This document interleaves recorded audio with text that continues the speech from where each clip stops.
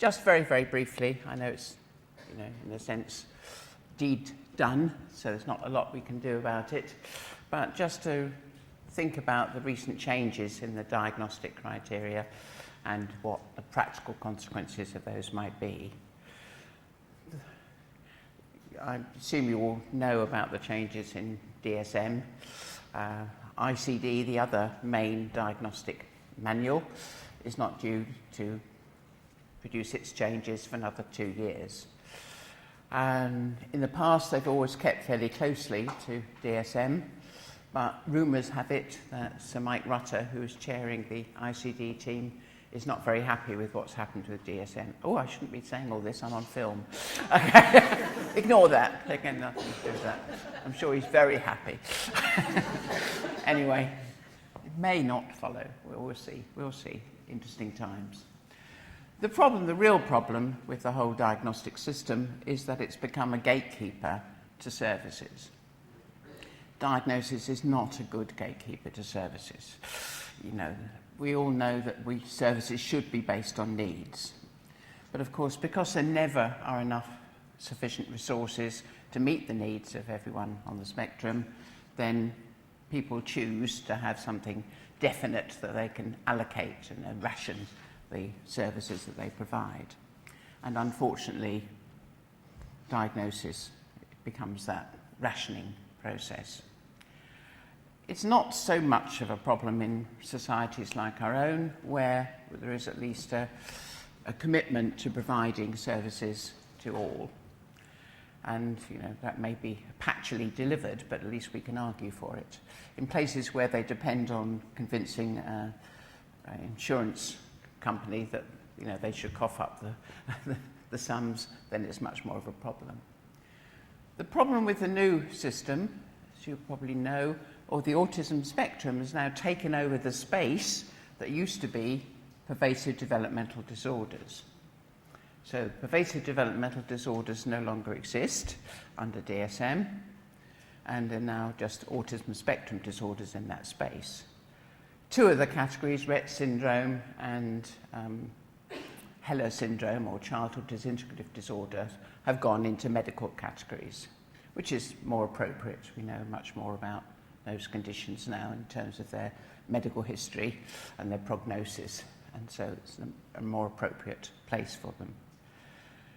So that leaves autism, what used to be Asperger's syndrome, and that's the one that's received the most publicity because that's gone, and what the other category was pervasive developmental disorder not otherwise specified.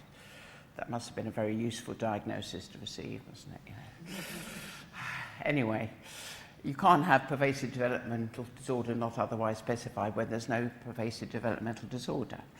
So that category has gone. Now that accounted for quite a large proportion of people on the spectrum, because this is a group that didn't quite match criteria for autism or Asperger's syndrome, but nevertheless had something about them that was, clearly related to autism.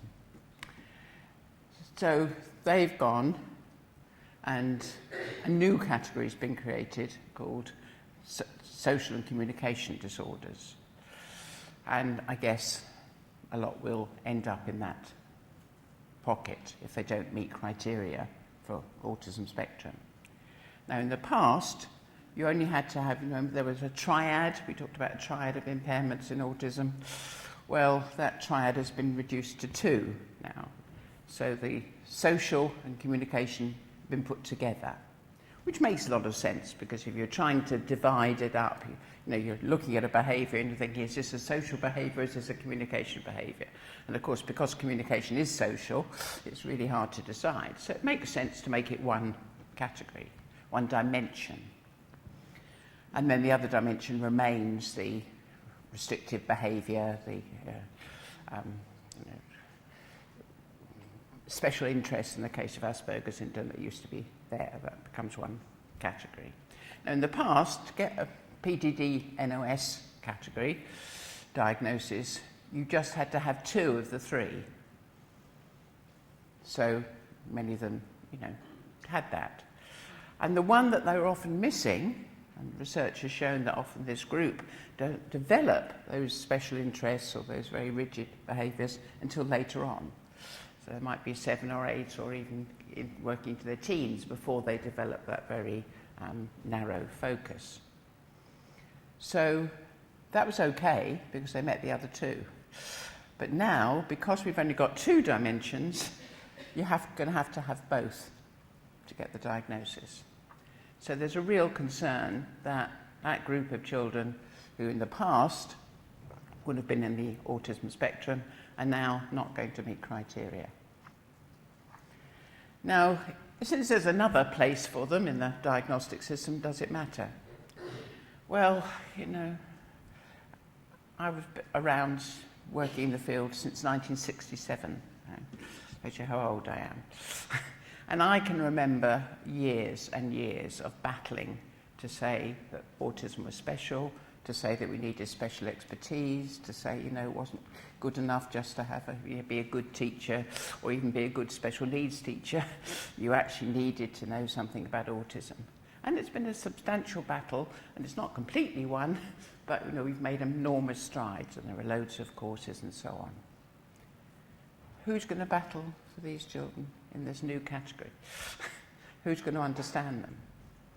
They're also going to be lumped together with people with a lot of sort of language disorders. Pragmatic language disorder was actually the prime reason why this category was created.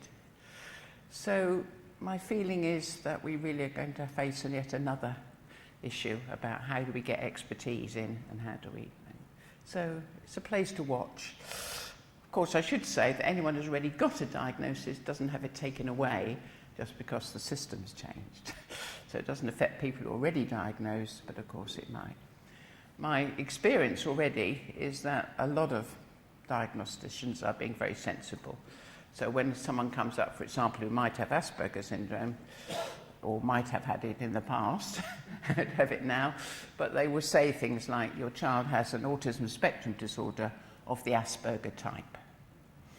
So you can still go on calling yourself an Aspie, join the Aspie groups, you know, do all the networking. So I don't, although people with Asperger's syndrome have become, understandably, very upset by this whole idea, I don't think it's going to be such an issue for them.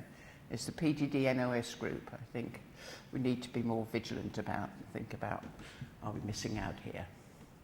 The good thing about the changes is that because we're moving towards dimensions rather than categories, so the whole issue of diagnosis is not going to be, are you in this category or are you in this category, or aren't you in any category? It's about where do you fit? Where do you fit on this dimension of social and communication behaviour? Where do you fit on the dimension of rigidity in your thinking and behaviour? So that moving diagnosis much closer to assessment. So if it works as it's meant to work, you know, you should get statements that actually locates a person, an individual, within that spectrum. So that, you get some idea of how they're functioning in on those dimensions. And then, of course, it should tie in better with the whole assessment process, leading to appropriate services, we hope. And for the first time, it includes sensory issues. So the recognition of how important sensory issues are in autism is finally recognised. It doesn't go into great detail, but at least there will be some recognition and some assessment of whether the person is more sensory seeking or sensory avoiding and so on. So it's the first step in that process. What's happened because of these changes is that I think also some interesting research things are happening. Some people are saying, okay, we haven't got nice tight categories. The problem in autism over the years is that in order to make results repeatable, which of course science has to do, you can't just have a one-off result, you have to actually make sure other people can repeat it to make sense of it all. What they've done is be very strict about the group that are being researched. So usually that's meant they have to meet criteria on what are often referred to as the gold standard diagnostic measures, which are ADIR and ADOS. But the problem with that is that those very strictly defined group don't represent reality. How many people, you all work with people on the spectrum, how many people do you know that are pure autism? I mean, it doesn't happen, does it? You get people, messy individuals with all different kinds of disorders and, maybe comorbidities. There may just be some odd behaviours related to other symptoms. So for the first time, a big research institute in the States is actually going to look at those behaviours that cross diagnostic categories. It's actually going to say, look at some things that might be common to ADHD and to autism, the things, and try to go back from the genetics through to the psychology, through to the behaviour. So I think that's a very encouraging trait, look for patterns. We're now getting the stage with our genome studies where we're beginning to get a lot of data. And we all know now about data mining and things.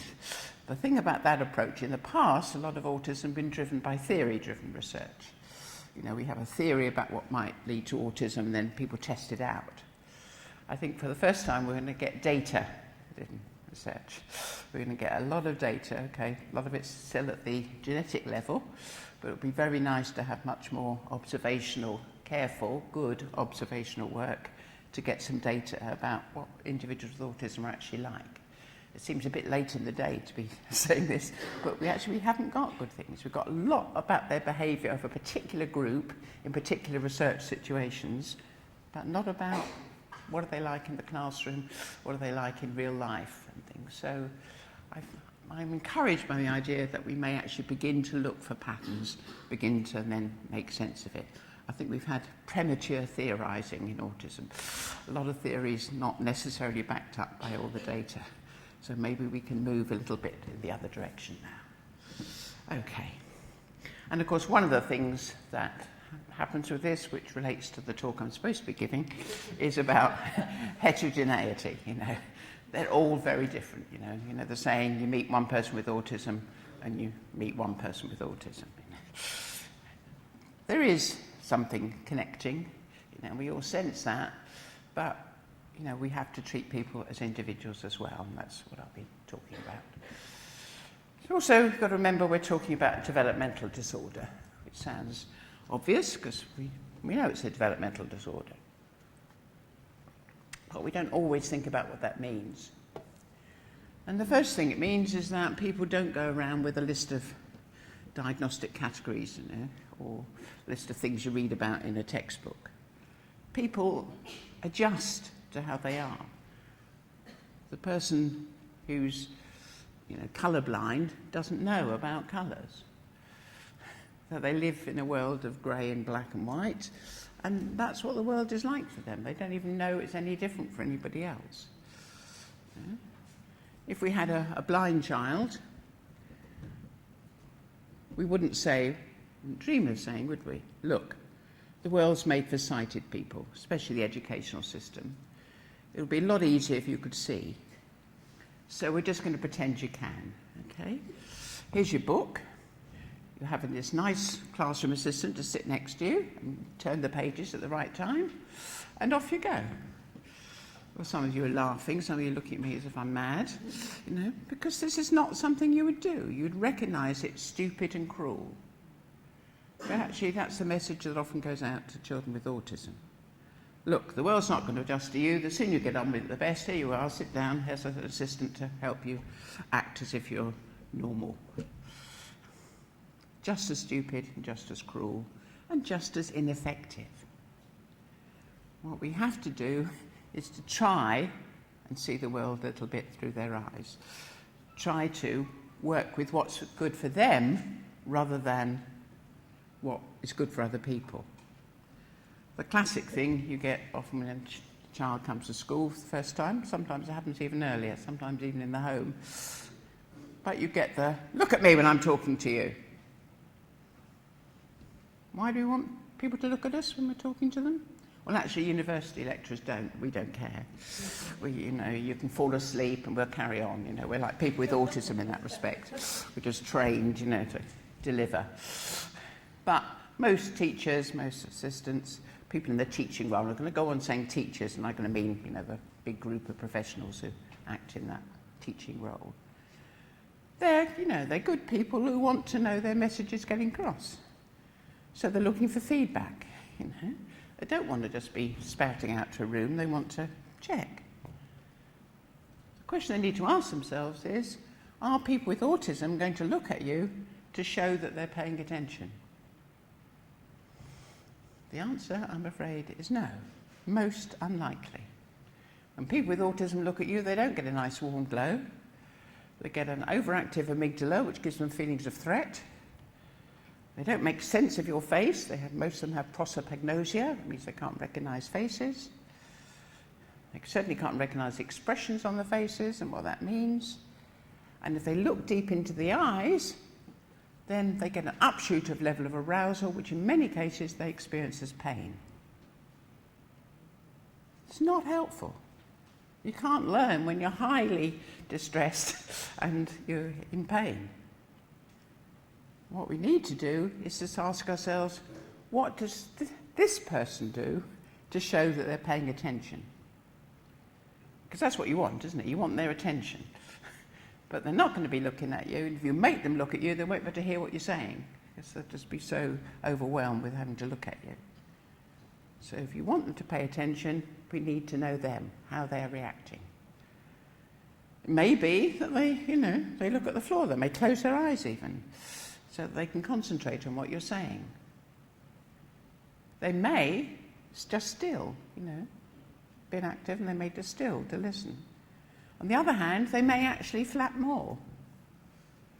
Because I'm a bit like that. A lot of you are doodling, which is very good. I know you're pretending to write notes, but doodling. I can't listen to anybody without a pen and pencil in my hand. I really can't, After a while I'll have drifted off and, thinking of something else. I find it really hard. I do need to doodle or to write notes so that I keep my focus. A lot of people with autism are like that. They have to almost get rid of a bit of energy in order to direct the bit that's left. But of course we're distracted by it. So we imagine that they are. So we try and stop them, stop fiddling with that, put your pen down.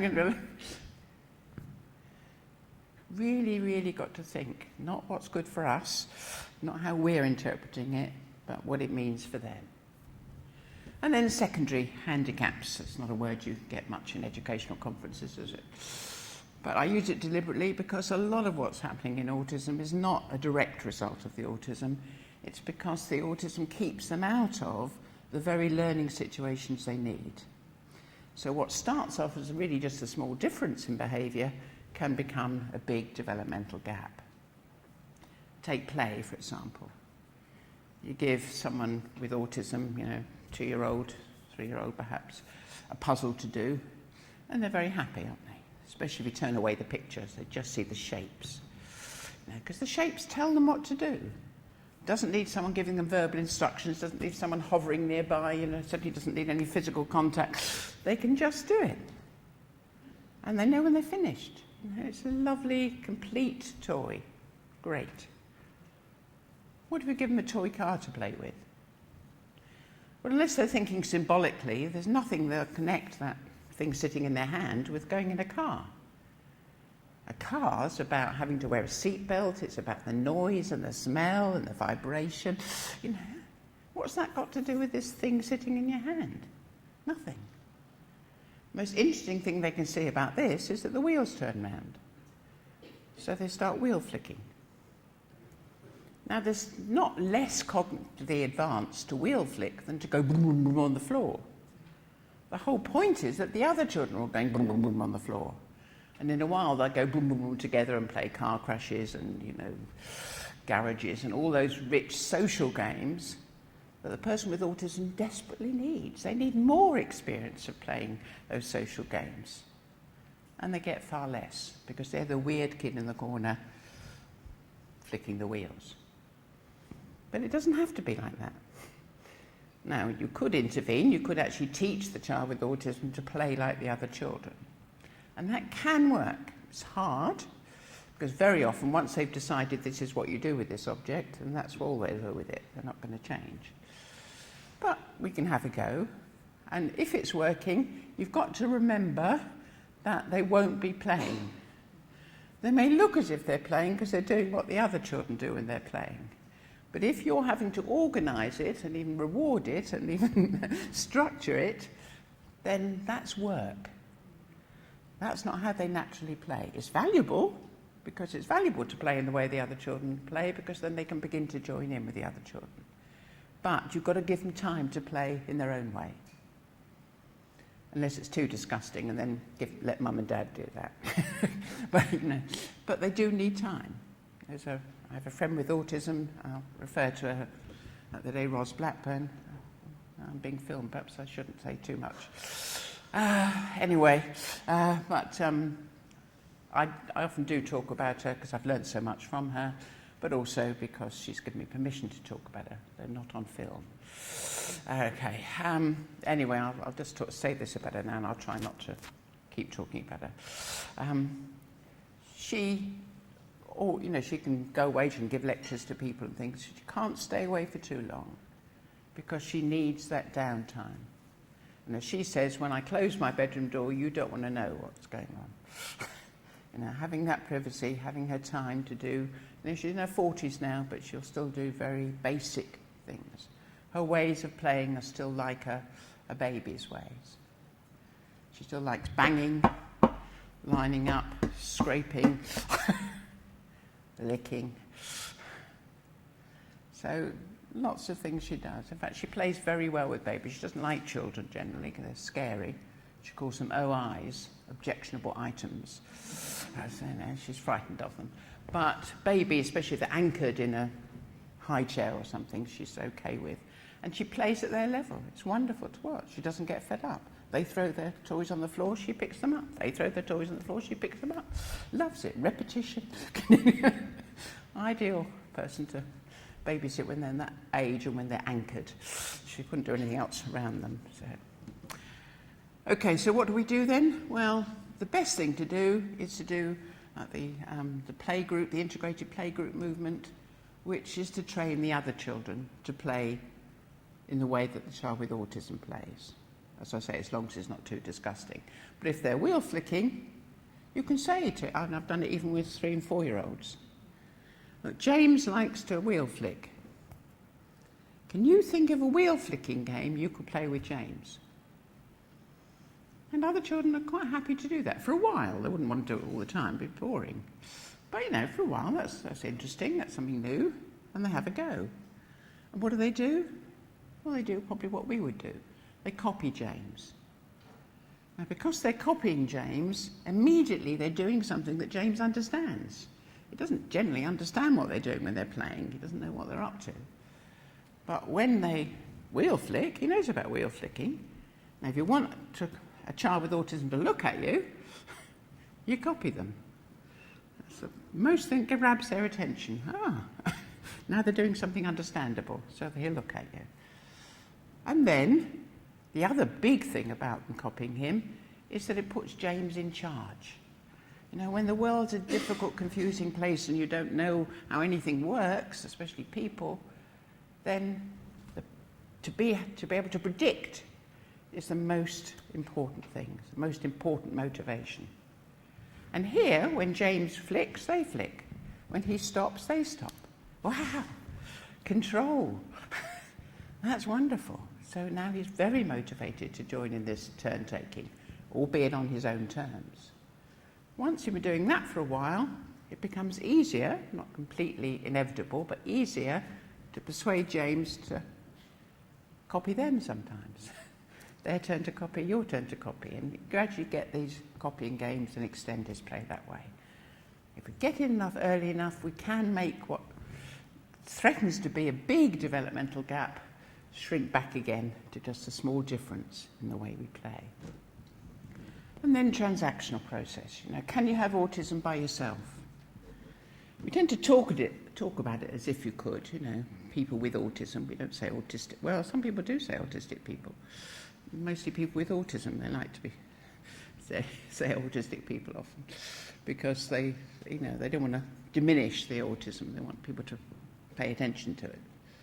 But anyway, whether we say people with autism or autistic people, we are kind of assuming that they kind of own their autism, that it's located within them. We look for, things in their development that might have led to it, genetic or biological and psychological and so on. But, if someone's on their own on a desert island, how would you know they had autism? You wouldn't, would you? If you were doing a BBC documentary from on high, filming them, would you know? Not necessarily. Because don't you recognise the autism in a context of interacting with other people? You may be worried about a child in your class, you've got an educational psychologist to come in and look at them. This wouldn't happen now, I'm sure, but, there were days when they'd take them off to a little office and they'd give them some tests, and they'd come out and say, oh, it's fine. He's fine because he's had a really structured time, he knows exactly what he's got to do, he can do that. So you say to the psychologist, well, let's put him in the playground. Let's watch him trying to interact with the other children, because that's where you see it, isn't it? Or you feel it yourself when you're trying to interact. That's where you feel the autism. Because it takes two for one of them to have autism. It's a disorder that happens between people. It's a transactional thing. And if we're saying that people with autism have problems understanding us socially and emotionally, that's absolutely true, isn't it? But then don't we have equal problems understanding them socially and emotionally? Who's got the problem? Well, the answer is we both have the problem.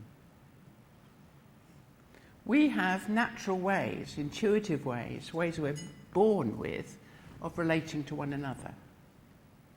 So, of course, we don't completely know what other people are thinking, but, we can tune into other people naturally throughout our lives. We've been doing it since we were born, probably even before we were born, listening to a human voice. People with autism don't have that.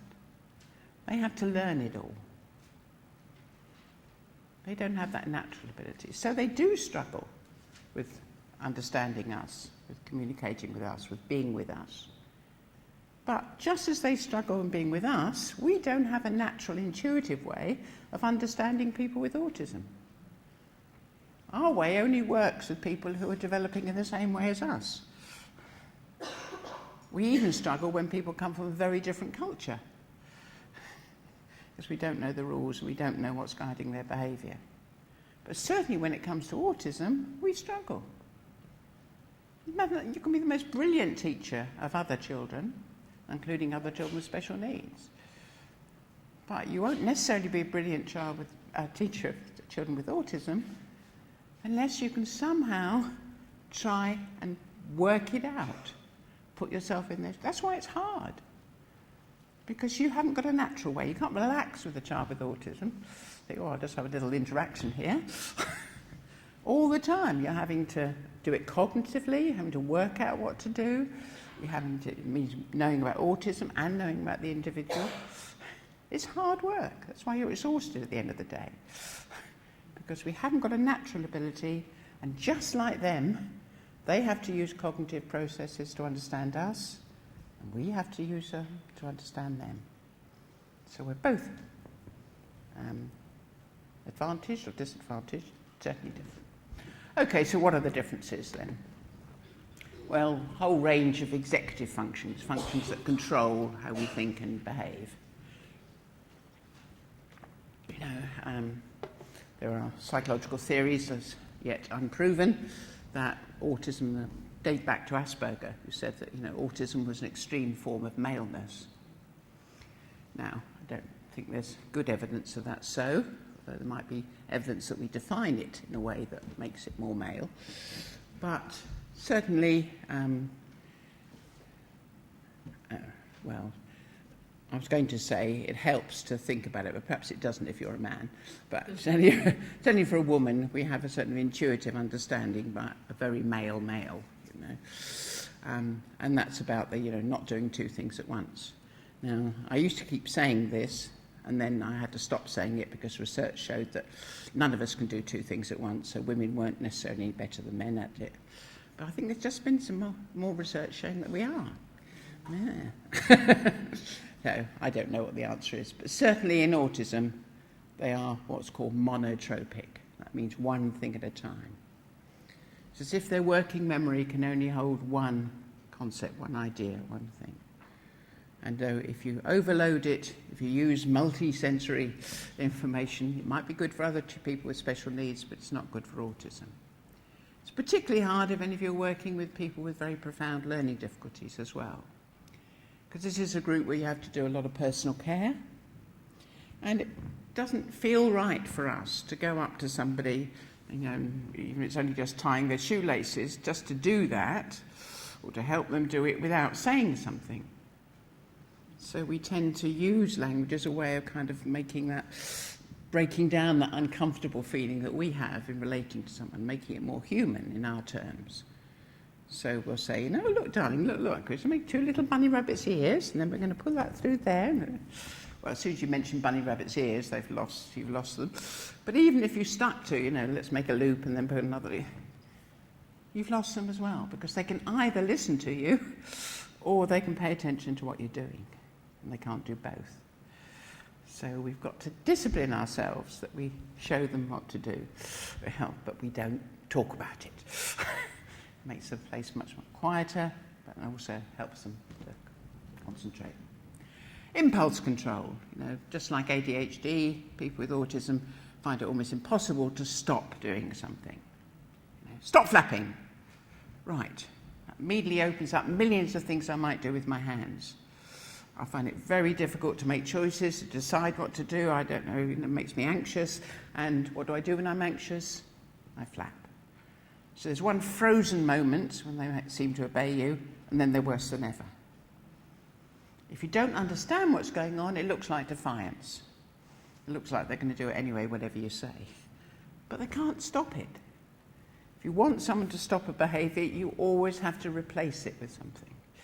You have to tell them what to do, not what not to do. Hands down, hands by your side, hands on the table, whatever. You have to show them what they must do, not do. And then idiosyncratic perception.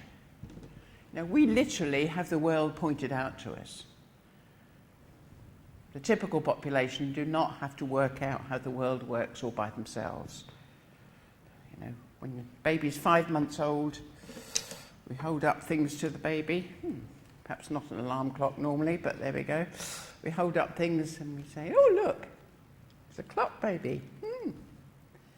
The amazing thing is that a 5-month-old baby looks. How does he know? He's supposed to look at what you're holding up. Think of all the stimulation that's going on all around him. How does he know they should focus on what you're holding up? And then what you're talking about is what you're holding up. Well, if he's typically developing, he just knows. He has an instinct for recognising that as a communicative gesture. It's amazing, but it's true. They look at what's held up. They recognise that's significant. They look at what you're looking at. People with autism can do the geometry. If they understand the words, you say, what am I looking at? They say, oh, you're looking at that wreath over there. They can do it, but they don't do it. They don't do it naturally. You go out in the streets of whatever town we're in, where are we? Kenilworth? You go in the streets, has Kenilworth got any streets? I don't know, but anyway, go in the streets of Kenilworth, stare up at a building if you can find one. Better still go to Birmingham, plenty of buildings there. Stare out at a high building and you'll get a little crowd around you, won't you? They're all staring up. What's she looking at? It's such a natural human thing, except if you've got autism. They're not drawn to look where you look or look where you point. And we're not drawn to teach them because it's so natural and so been there for so long and so intuitive that we don't think about teaching it. But they have to do it cognitively. They have to work out what you might be talking about. And it's not just visual joint attention, it's also oral joint attention, hearing joint attention. I will give another example from Ros, I hope she won't mind. Ros went to a mainstream school, albeit a private one, and she was doing history one day, and it was an old building, and they were learning about Victoria and Albert, okay? And she learned to cope with all the different subjects by colour coding all the books related to that. She'd get herself in a mindset, this is history, all these things I'm going to learn about to do with history. So, Victoria and Albert. Teacher starts talking about Victoria and Albert, and suddenly the central heating pipes make a gurgling sound. The teacher says, "Oh, the central heater is playing up again. It needs radiators need bleeding or something." And then she goes back to talking about Victoria and Albert. Come the exams, there's a question on Victoria and Albert, and Ros writes all about central heating systems and needing bleeding. And she's completely bewildered by how the rest of us know that that wasn't to do with history and Victoria and Albert. She's in a history lesson, the teacher's talking, supposed to be talking about Victoria and Albert, but you see she's using joint attention. There's a noise, the teacher hears the noise, she assumes the children hear the noise, and so she can refer to that noise because that's a joint attention noise. Ros doesn't do that. People with autism do not do that.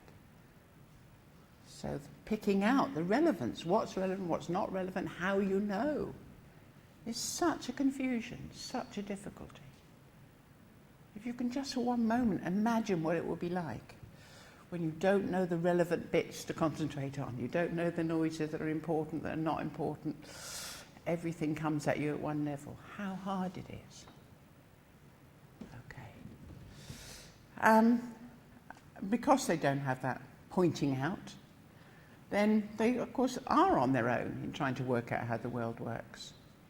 This was brought home to me when I spent some time in Japan. And I was a little bit lonely there. It was a bit difficult, different culture, and no one speaking English, and Anyway, a friend of mine who was working with children with autism sent me a little anecdote to cheer me up. And I tended then to use it for a number of years because to me it was kind of the essence of autism. She'd been working on her little class to try to get them to have that joint attention, to point things out, to look when she pointed, look when I pointed, to comment on things, to draw people's attention to things and so on. All those joint attention behaviours she'd been working on. And she was out for a walk with her class one day, and they were in a posh area, like I'm sure most of you come from, where you have wheelie bins. In Birmingham, it's a Be Kind to a Rat City, isn't it? You just have black sacks, But, in most places, you have wheelie bins. And she had wheelie bins. And the lid had come off one of the wheelie bins, and a squirrel had got inside and was pulling out the rubbish. And one of the little children in the class pointed to the squirrel and said, "Oh, look, miss." Well, she's thrilled. There he is doing exactly what she'd been teaching him to do, draw attention to it, comment on it. Great. And then he said, "Somebody's thrown away a perfectly good squirrel." And it's the kind of perfectly good that makes it funny, isn't it? But if you think about it, what hasn't he understood? He knows what a rubbish bin's for. It's logically possible, isn't it, that you've gone around with a squirrel in your pocket, you don't want any more, you've stuck it in the bin. But the thing is, none of us think that. We don't think it and think, oh, that's not likely. We don't think it at all. As soon as we see the squirrel, we recognise the squirrel as an agent. We recognise the squirrel as someone who's controlling himself. He's different from a wind-up squirrel. He's different from a clockwork animal or a puppet or a robot. He's an agent. But people with autism struggle with that difference. They don't understand the concept of agency, of people being in charge of their own things. So for him, that's something happening out there. And that squirrel is kind of, no more in charge than he feels himself to be in charge. His own sense of agency is also disturbed. Okay. In imagination, we had a lot of talk about imagination in autism, and a lot of confusion about it. People with autism have imaginations. Many of them have very vivid imaginations. Many of them are very creative. The point about imagination in autism is the reality testing. It's knowing what's imagined and what's real. That's where the difficulty is. So it can lead to a lot of future problems. People who become obsessed with computer games, violent computer games, can easily transfer that to real life if they're not given clear boundaries and understand the difference. But it also leads to, all kinds of difficulties in understanding about thinking, understanding about feeling, understanding mental states, as we know. But it's not that they don't have imagination. It's that they can't easily tell what's imagined and what's real. And that's what we have to work on. Empathy, again, as I tried to explain before, it's not that they lack empathy. People with autism can be very empathetic when they understand and when they're not too stressed. Exactly like us. How much empathy for people with autism do we have? Generally not a lot, because it's hard. It's very hard to feel empathy for someone when you've no idea what they're thinking and feeling and how they're thinking and feeling. It's hard to do it. It's very difficult to do it cognitively. They have to do that, it makes it hard, and we have to do it with them. So we have a mutual problem with empathy, but it's not their problem. If the more they come to understand us, the more empathetic you'll find them. It's a definite problem with understanding. Okay. And then concept development. You'll also hear that people with autism have problems with abstract concepts, and that's extraordinarily difficult to think about when you think about people like Temple Grandin, who's a world-renowned scientist in her own field, and related to autism, is related to animal behaviour. She's published thousands of scientific papers. She uses maths as a language for her science, and she is very angry to be told that she can't think in abstract terms, because the whole time she deals with abstract concepts. The same with their interest in maths, music, all kinds of abstract things. The problem is, in English, the word abstract can be an adjective, like an abstract concept, but it's also a verb. See, Temple Grandin doesn't have problems with scientific concepts because people explain them to you. They define them for you. E equals mc squared. Well, if you understand the maths, you know what energy is. What Temple has problems with are things like a chair, because nobody tells you what a chair's like, do you? How do you know? See, people with autism have great difficulty seeing sameness. They're the opposite to us. We're very good at seeing what connects things, what's the same. People with autism are very good at seeing what's different. So there's a little mark on that chair and there's not a mark on that chair, so how are you telling me they're the same thing? They see that difference as part of the object. So how do we typically know about chairs? Anyone give you a definition? Anyone want to give me a definition? No. Well, I'll tell you one. A portable seat for one. Does that sound convincing? Not really, does it? I'm pretty certain you don't go around the world saying, oh, there's a portable seat for one, it must be a chair. You don't, do you? And how you work out things like, in theatres or state, are they chairs? I don't know. But that's not how we know it anyway. You know about chairs because you've had experience of chairs. And what you're able to do, and what people with autism struggle with, and that's where the word abstract comes in, is abstract, the verb, abstract from your experience the chairness of chairs. In other words, what's common between all chairs. The redness of red, the smallness of small, the oldness of old, the whatever of whatever, whatever. People with autism are stuck with the particular. Now, Temple has found a solution for that by constructing, she's used it like almost an artificial intelligence solution, because she's got a very big processor in her brain, she's very clever. She built up a library of chairs. So when she comes across something that might be a chair, she matches it against the library. And if it matches, she says it's a chair. If it doesn't match, it's not a chair, unless you tell her it is a chair, in which case she adds it to the library. Great. Takes time, of course. Even with her fast processor, it takes a bit of time. If you interrupt her in the process, she has to start again. And for most people on the spectrum, that's not a possibility. Imagine trying to do that. Very, very difficult. So how do we find out? Well, as I say, we do it through experience. So how can we quantify that experience? How can we make it more into a sort of cognitive process that we could teach to people with autism? Well, if you're a behaviourist, you'd call it general case programming. If you're an ordinary person, you call it sorting. You know, the red table you get in nursery and infant schools. What's the red table? It's all different objects, different shades of red, and the only thing they have in common is their redness. So what you're teaching children to do is to ignore all the other differences and pay attention to the redness. Now that's the essence of the teaching you have to distill for people with autism. Now when I was teaching, I was struggling to school with suitcases full of objects, because you couldn't just have a little bit, or they'd be red, but the rest of the things would be red, and so on. Now we have computers. So you can set up a sorting program, you can do endless sorting on whatever category you want. You will, for some categories at least, have to do a bit of generalisation to the real world, because a little cartoon animal is nothing like a big, smelly, hairy, real animal. But, it gives them practice at looking at the sameness and ignoring the differences, which they're very, very bad at. Okay. Got 10 minutes, Rita. Have I? Oh dear. Looks like you're all going to watch a wrestling match. Okay.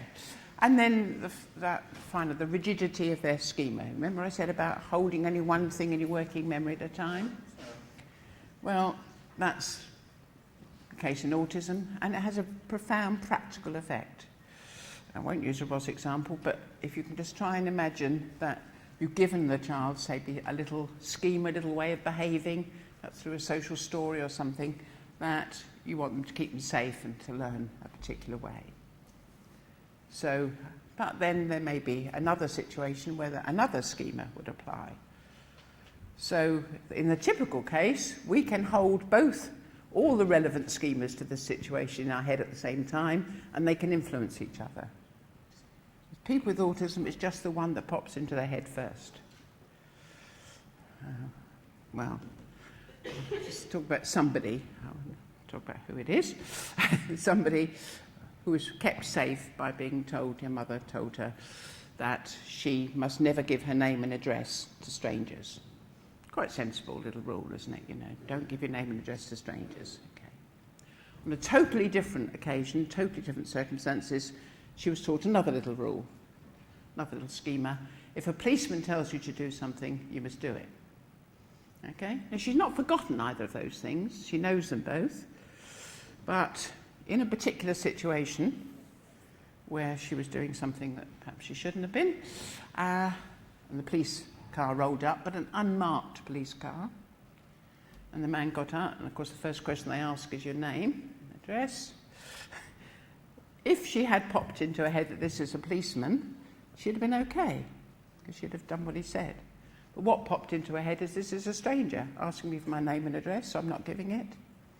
What could have been a minor little incident developed into 4 days in a police cell, no one being notified, because of course she'd not given any details, then being taken off to a psychiatric hospital. Luckily, one of the nurses there had been on a course that this person had lectured to and recognised her. But even so, it was 6 weeks of psychiatric care to try and overcome the trauma that this event had caused. What do you do about it? Well, when you're trying to teach them those little schema, we have to try, though it's extraordinarily difficult, to fit into that all the circumstances that might occur. So you don't give your name and address unless it's a policeman or a hospital doctor or an ambulance driver or, whatever. So we have to try and think of everything so that when that schema is activated, all the conditions come with it. If it's not embedded, it won't happen. Okay. Right. Okay. You need training. Why do you need training? Because without that training, you don't know what you don't know. That's the sad thing about autism, because maybe you've been a teacher for a long time and you've got lots of skills, and if you don't know about autism, then you're not going to know that you're getting it wrong. You may sometimes get an inkling, when they clock you one, but mostly, you don't know. As Confucius says, real knowledge is to know the extent of your ignorance. There's no one that's a complete expert in autism. There's no one who gets it right all the time, because it's hard and we make mistakes. Good thing about autism, they let you know, don't they? But we're never going to get better unless we know what we don't know. And that's the first big step, is to recognise this is different. Other children may have incredibly, complex and difficult needs, but it's that difference in development which makes it hard for us to naturally or intuitively understand. Okay, if you haven't read Gunilla Gerland's book, it's recently out. It's a lovely book for staff training. She's a person with autism, and I was worried when she asked me to read the book in English translation and recommend it to a publisher. And I was worried in case I didn't like it, because you don't want to say that to someone with autism. So I said, well, but if I don't like it, I won't read it. Well, of course, she said, that's why I sent it to you. Okay. So, but actually I did like it. Lovely. Because I thought, because she's very sort of black and white person, I thought, she'd be laying down the law, this is what you're supposed to do, and do this, and that's wrong. But it's not like that at all. She actually works with people to try to get them to work out solutions for their situation. And I think that's the best way forward. There isn't someone who can tell you exactly what to do in your particular situation, but can help you see, all the issues and how to work around it. So what's the big special thing about autism then is that they have to learn all the things that other people just pick up. They haven't got that natural birthright of doing all that intuitively. So they have to learn about themselves and then about other people. They have to learn to pick up signals. They won't pay attention when you start talking unless you give a signal for them to do that. So you need to give them, you need to teach them to respond to their name. The only group you have to do that. All other children recognise their own name as important. People with autism don't, they have to be taught. Then, of course, as soon as you've taught them to respond when they hear their own name, you have to teach them all the other names you're going to use. Don't mean the rude ones, but, everyone. How many children with autism, you say, everyone get their coats, and they're sitting there because they don't know they're everyone. Okay? They have to be taught they're everyone. They're the blue group, they're all the boys, or they're, whatever. All those different groups, the different identities, which other children switch so easily to and from, they have to be taught. Then, of course, we've got to remember to use it. It's no good going in and saying, it's time to get off now. That's what someone's on a trampoline say. It's time to get off now, James. Well, James has been taught to respond to his name. Before that, he was in a little world of his own. Remember that phrase? So when he hears James, he alerts. And then you don't say anything else. So he goes on bouncing. And then you go berserk. Look, if you're not going to get off, and I tell you to get off. If only you'd said James first, got his attention, and then said, time to get off, or better still get off, he probably would have obeyed. Most people with autism are actually quite compliant. Most of the time they don't know what we want. We're not clear enough for them. So use a signal, then give the command and do it. Agency we talked about, relevance, they don't know which part of the world, what they're supposed to be doing. Everything has to be clearly structured. Social and cultural meanings. Christmas, we're coming up to Christmas, isn't it awful for people with autism? Oh. Hilda de Klerk, have you read any of her books? She's a Flemish author, but most of them published in English now. Lovely she's a professional, but also a parent of a child with Asperger's syndrome. And written some really insightful books. And at one stage, her child would always ruin Christmas, just behave appallingly at Christmas.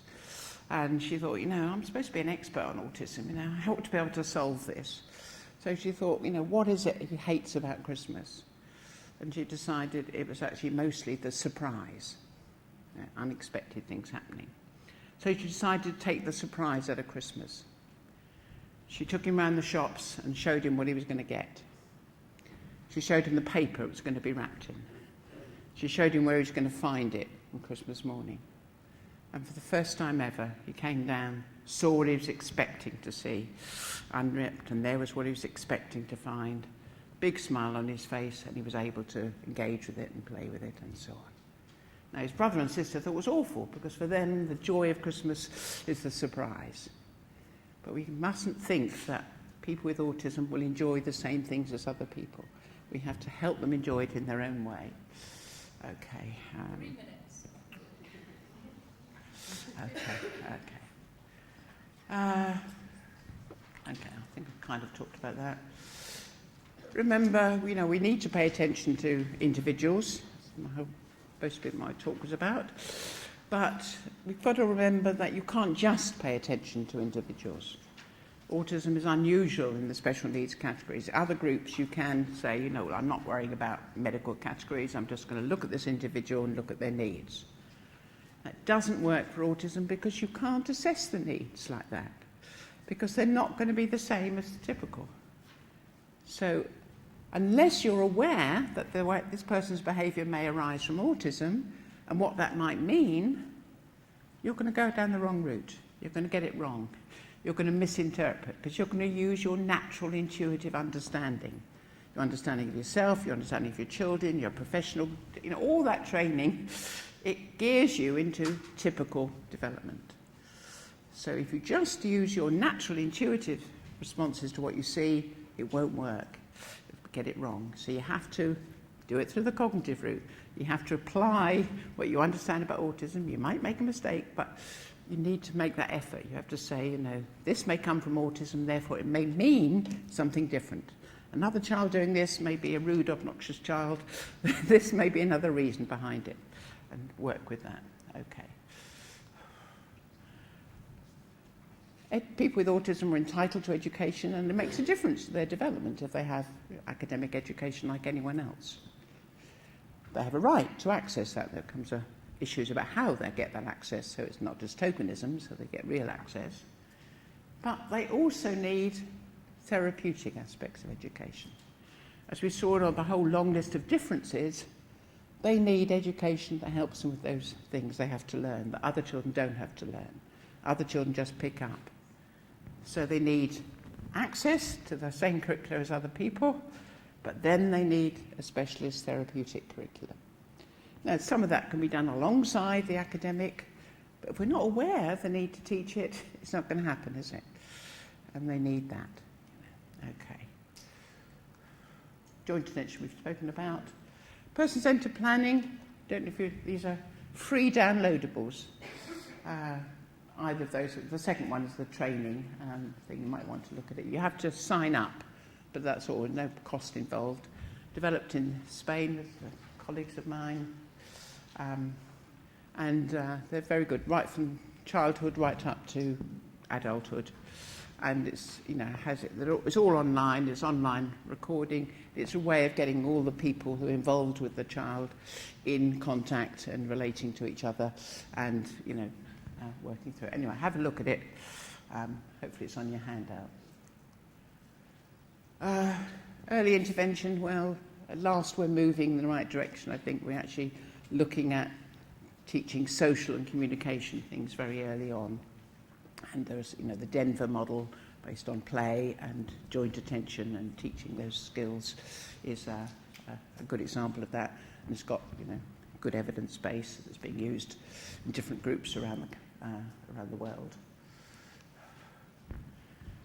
Interesting thing about Lego therapy, I don't know if you use it, but again, it harks back to the, being like a man, If you ask a woman what she did last night, she'll tell you who she was with.